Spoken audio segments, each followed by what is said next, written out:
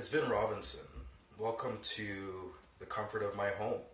I guess today is a little bit different than the normal. Because of this COVID-19, we're practicing social distancing. We still wanted to be able to bring you this terrific program today, but we're doing it from my block to your block. So check us out and follow us today on the Coast to Coast Sports Show. You're watching the Coast to Coast Sports Show.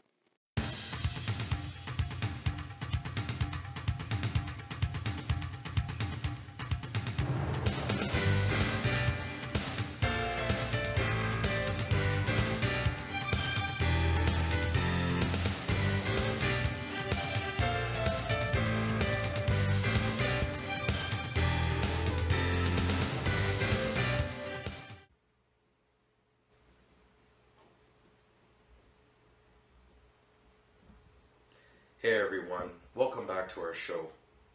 I'm wearing a Community Changer shirt today. This award is passed on to people in our community that help create change. With this current pandemic that we're in, we're sitting in our house, we're trying to figure out things to do. The one thing that I'd like to take this moment to do is thank our first responders and medical health providers that take care of us. This next clip is dedicated to them to bring a little bit more cheer to their day. Check out Canadian Cheer. New phone. It's a black dog.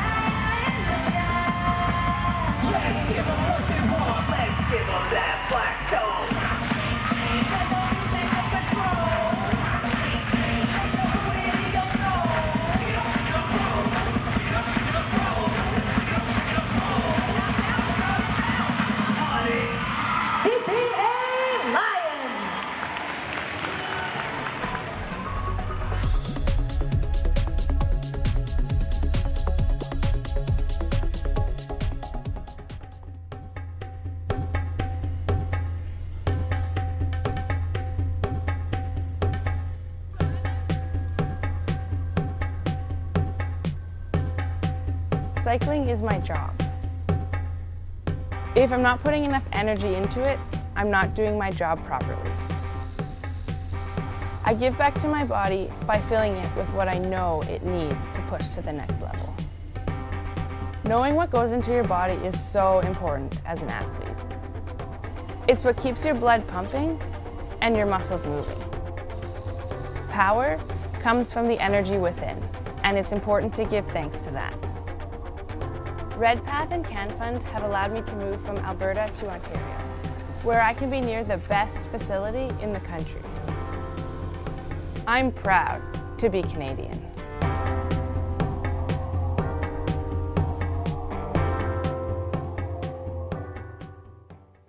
Okay, I'll give you a call right back, all right? Okay.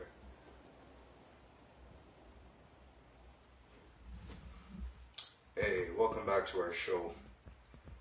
While I'm sitting here, I need something to watch. Today, we're going to be watching the National Basketball League of Canada. Got a terrific game here coming up for you. Stay tuned. And while you do that, I'm feeling a little bit peckish, so I'm going to go get some food. Catch you in a minute. Boys in white, the St. John's Edge are ready to go, and trust me when I say Windsor Express will be a tough task for the Edge here. I'm expecting a great series. I'm excited, you're excited, the fans are excited. Let's get her going here at mile one. Tip off, ready to go. Harris and Ryan Reed. Reed will get the tip off, and Jaron Skeet, probably the most improved Edge player, is going to take that ball right away for St. John's. Into the hand of Hinkle. Hinkle for Skeet. Out for English. English gets a open look for three. That one's not going to fall. And here comes Maurice Jones for Windsor. Jones out for Fraser. Fraser bore the wrath of the mile one crowd earlier this year. Wonder if the crowd will be a factor in this one. Hinkle defending underneath. Good defense there. And Loisel could not get that one to fall. Yeah, I think it's interesting that Windsor's doubled down on the size thing. They moved Keith to the 3-man and put Loisel out there as the 4. So they're going big, and really trying to see what they can get. You saw right away Lee and if the fans here, I won't say uneducated, because I think we've all learned a little bit by fire as the season went on. But I got a feeling this place will erupt as this game progresses. A little bit nervous, I think, would be the fans. See Maurice Jones coming on down to Florida, not quite knowing what to expect. And I know I only speak for myself here, being a rookie broadcaster in the basketball game, but excitement, anticipation, and maybe a little bit of nerves. Yeah, and the fans are no different than the players. The fans will be a little bit nervous here, sit on their hands a little bit. They're trying to feel out what's going to happen. But I agree with you. If there's a big play at the edge, get a dunk, or Carl hits a 3, this play's going to explode. Jaron Skeet pulls up for a 3. Kicked outside for Carl English on the rebound. Des Lee chips it away. Hinkle saying to the official that it was knocked out of bounds, but no, sir, says the official, Fred Wakeham, and that will be Windsor ball. Stella Michelle checking in. She's watching from Corner Brook, so lots of support across this province of Newfoundland and Labrador for this St. John's Edge squad. And lots of support across Canada. Newfoundlanders are known to celebrate and support their own. And despite Carl English being the only native Newfoundlander on this team, all these young men have been adopted here in the province of Newfoundland and Labrador. Yeah, absolutely. The crowd has really taken them in. They've really taken to the team and the excitement that the sport brings. Here's Hinkle. Hinkle from the corner. He has an open look. Can't get that one to fall. Big rebound, though, and Hinkle almost grabbed it on his own. Otley Jr. fires one down low. Sorry, that's Shaquille Keith. Keith with the big white headband on tonight, giving us a different look. Here's Keith. Keith fires one in for Harris. Harris and English with a tough collision there. Carl got knocked about 2 rows deep. Here's Skeet now. Skeet. And how much coaches Jaron Skeet got the respect of Coach Jeff Dunlop. Skeet starting the game, carrying the ball. He's certainly evolved into that role for St. John's. Yeah, it's been an interesting late season change. He really was used as a third guard for most of the year, but late in the year they've come to him as a shooting option, a guy who can help them keep the floor spread from the three-point line. Maurice Jones takes a long shot from the outside. English will jump up and grab that rebound and come away. So far, the Windsor Express drawing empty. Reed puts the ball outside for Skeet. Skeet in for English. English walks around Jones. Hoop around a barrel. You can be playing for the NBLC title. You can be playing for a Checkers championship. Things tighten up in the playoffs. And the old adage, defense wins championships, that wasn't made up by a guy who didn't win. Here's Jaron Skeet. I figured you'd like that one. Jaron Skeet's back into the game. He puts the ball into the hands of Hinkle. Hinkle outside for Skeet. Skeet feigns a shot there. Puts it over English. English was matched up on Stutz. Ryan Reed's in the paint. He don't want to give it up. You know that. Kicks it outside for Skeet. Des Lee. How did he grab that rebound? Yeah, it worked out for them. They got that switch where Rayson had to guard Reed, and when Reed kicked it out, Rayson tried to box out Lee, still giving away 6-7 inches, so he gave up the offensive rebound. Rayson drives down the lane, and he gets the bounce there. I thought the Edge had him sealed off pretty good, but Rayson finds a way to score. Yeah, again, if he can get to that right hand, that's where they make most of their plays. English spins around. He's guarded by Fraser. And Fraser did a good job there getting in front of English and throwing him off kilter just a bit. And that's a matchup you're probably going to see, Fraser on English. Yeah, I think that's what you're going to see most often in this series. Fraser with the length and athletic ability to try and give Carl a bit of a hard time if he can. Rayson puts the ball to the floor. 2-possession game here to end this quarter. Here's Stutz. Stutz with the left hand, and that was a little too easy for the Express. Yeah, and again, but what you see now that the Express are starting to score, it's all coming on the right hand. It's all coming, the finish was left-handed, but all the work was done with the right hand. English to the outside. Edge will play for the last shot of this opening quarter. Skeet. He was waiting for English to open up. Skeet's going to move it in himself. Skeet tried to put a circus-like shot up, couldn't do so. Barrett from the half court. Bank wasn't open this late. Ready to get under the way. The Windsor Express in the St. John's game in this opening game of the NBLC playoffs here at Mile 1 Center. The number 2 and 3 seeds going to go at it in this best-of-5 affair. Game 2 set here for Mile 1 on Sunday. Two good quality ball clubs going at it. Hinkle down for English. Inkle. That's when English fools up. I want to call him Inkle. English almost lost the handle, but did control it back. He's going to move it out for Skeet.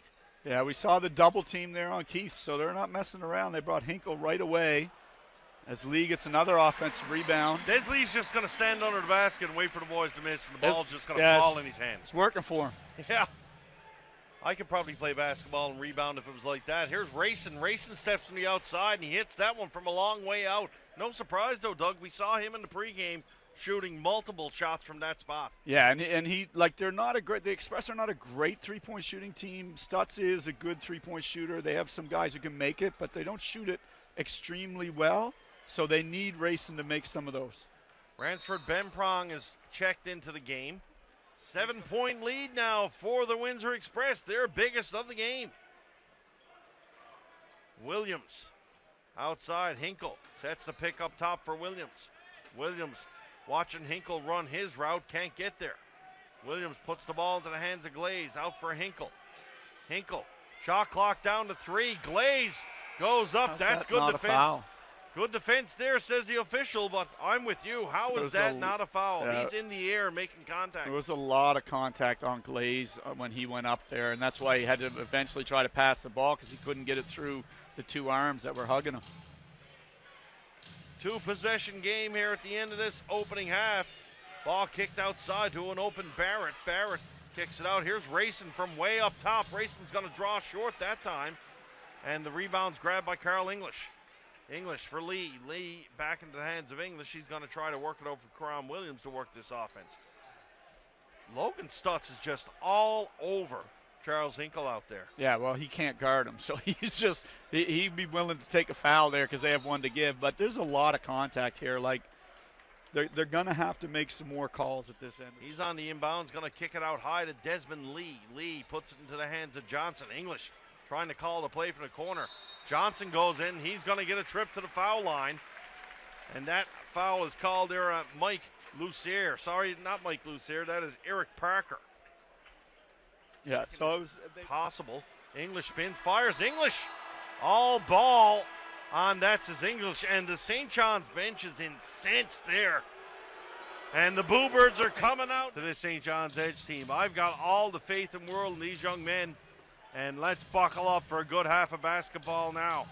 For the Windsor Express, you got to think it's situation normal. Just keep doing what you're doing. Yeah, they're going to keep grinding the way they're grinding, so they're just going to play defense the way they played it the whole first half.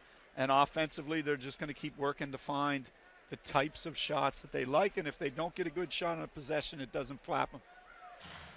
Windsor with possession. Maurice Jones steps around Skeet. He'll pull up for the short jumper. Jones will get that one to drop. And looking at our stats here in the first quarter, scoring sort of by committee, Chad Fraser, nobody in double digits. The only one in double digits was Charles Hinkle with 11. Yeah, no, the Express has done that. They've got 7 guys averaging double digits on the year, so they don't necessarily need that one guy to light it up. They get a little bit from everybody. Des Lee goes up and grabs the rebound. Grandy Clays caused some chaos down below as well. Fresh shot clock here for the Edge. English guarded by Loisel. English kicks it outside for Lee. In the corner, Lee feigned the three-point attempt. He's going to put the ball to the floor, spinning around Jones. Almost stripped to the outside, and there's some contact on the play. And we have fouling English the whole time the ball was out of bounds and on the cut? Absolutely. So in my mind, you've got to call the first foul. You can't call the reaction. Here's Rayson. Rayson drives to the lane. Rayson, nice drive there. He gets that one to drop. Ellenson had good hands-up defense, just couldn't stop it. Ellenson, he's going to pull up for 3 again. Ellenson draws iron on that one. Can't get it to drop. Final minute now of this third quarter. 74-64 in favor of the Windsor Express. A lot of scoring in this quarter, fairly even, but the Edge haven't found the answer from that second quarter, which was just downright dreadful for St. John's. Here's Skeet now. Skeet, 2-possession ball game here at the end of third. Skeet's going to drive the lane, kicks one in for Ellenson, and we got to give credit to Ellenson. He's made a bit of an impact off the bench here, Doug. Yeah, I thought he hijacked the last possession. It wasn't a good shot, but that kind of stuff where he's cutting and getting plays around the rim, that's where he can do some work. Braylon Rayson up top. He's going to work for the last shot of the game, although there is about a 5-second differential between game and shot clock. Grayson loses the handle on that one. Yeah, and Skeet, credit to Skeet. He's not the quickest guy in the world, but he has done a great job of forcing their guards to their left hand where they're not as comfortable making plays. Coach Dunlap not going with a timeout here. And with 5 seconds left to go, Skeet has the ball. Skeet's going to get an opening. He'll get the drive in. Ball is chipped out of bounds, though. And 1.1 seconds left. Skeet just lost the handle. Looked like he was going to drive right down Main Street. There was a slap at the ball and some contact. It's certainly been called on the other end. Stutz turns, fires. He almost got that one to drop, and that was one nice defense there by Stover. Certainly didn't want to foul him with a Hail Mary shot like that. So, yeah. Third quarter in the books. And you were down by as much as 13 or 14, and you're only down 8 now. The bad news was you had it as close as 5, and you couldn't hold it there. So I think we need to see them, good shot distribution, make some plays like they did there, and then defensively lock it down and get a little run together here. Charles Hinkle with a tough drive there. He managed to get it to fall. Hinkle doing his part tonight for the Edge. Chad Fraser back into the game now for Windsor. Fraser, he's got a bit of an open look there. Air ball, though. Hinkle's going to grab the rebound. Puts it into the hands of Skeet. Skeet at the top of the key. Skeet in a little trouble there. Skeet trying to dribble out of it. He does so. Puts the ball back into Williams' hands. Here's Williams. Williams spins away. Had Stover open momentarily. Going to kick it to the corner for Des Lee. Lee once again with the 3-point shot. Hands of Karan. All right. Buckle in, folks. Here we go. Ball inbounded into the hands of Karan Williams. No big shock there. Williams has done a great job for St. John's controlling up top. We're going to go high pick and roll here. Getting the high pick off. Glaze in for Glaze. Glaze wide open under the rim. Couldn't get it to drop, though.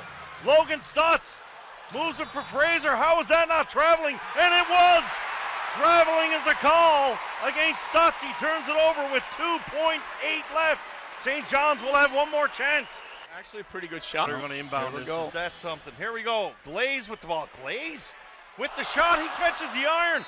My goodness. That was actually a pretty good shot. That was a great shot. Game 1. John's all knotted up at 97. Windsor can't get it. He can't get there and finish. And now with 5 to go, we got Jones in transition to win the game. He throws it out, wide open, Brayson. Can't get it to fall. Outside, shot clock down to 4. Skeet for 3 from the corner. Can't get it to fall. Unfortunately, Glaze tipped it outside. Yeah, but he's just going to let this go for 2. And Barrett will go in and lay it off. And now the that's tip. a huge win. Well, you know, I mean, you've got to be right up. Yeah, all over that 3-point line. You can't let him get to his right, but he misses it. Edge. And you can see.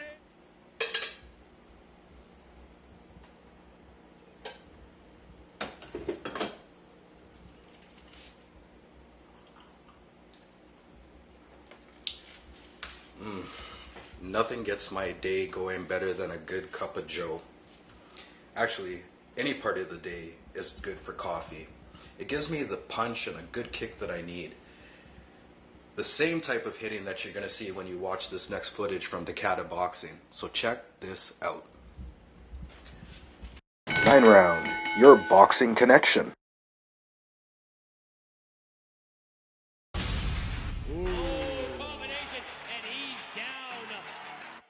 This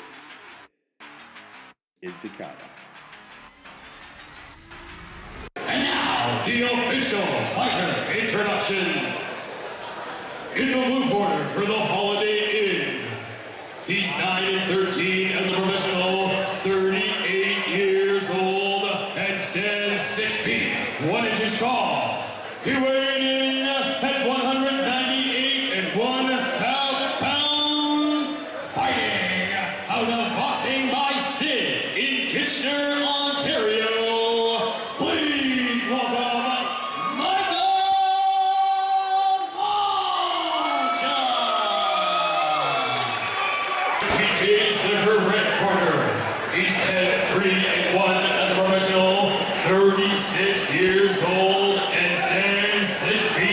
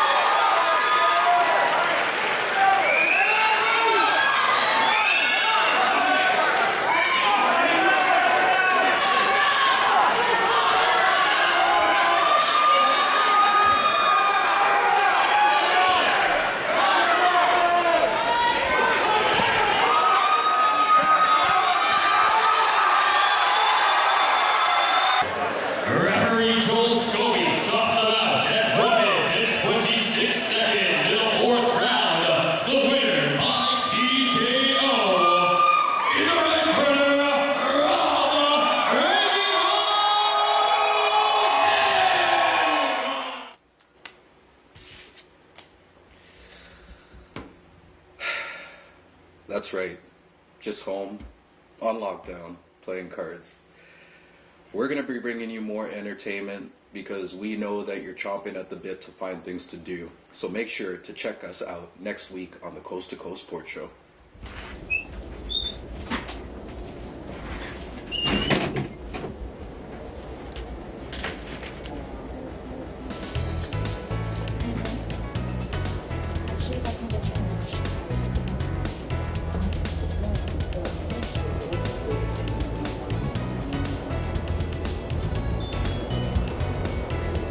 Manitoba winters can discourage an active lifestyle if you are more housebound because of the cold and ice.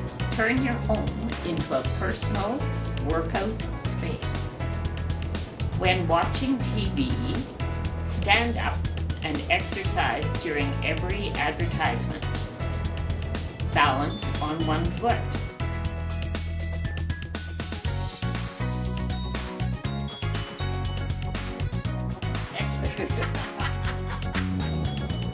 March on the spot.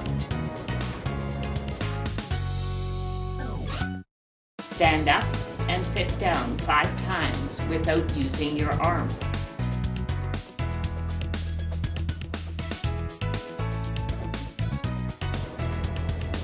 Do wall push-ups and gradually work down to the seat of the chair or the floor.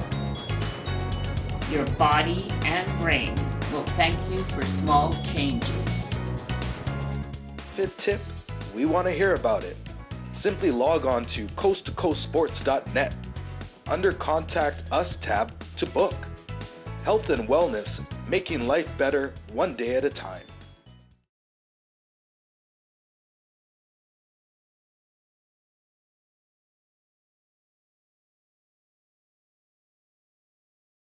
Today's program brought to you by Eliminator RC. Proud to be part of your community.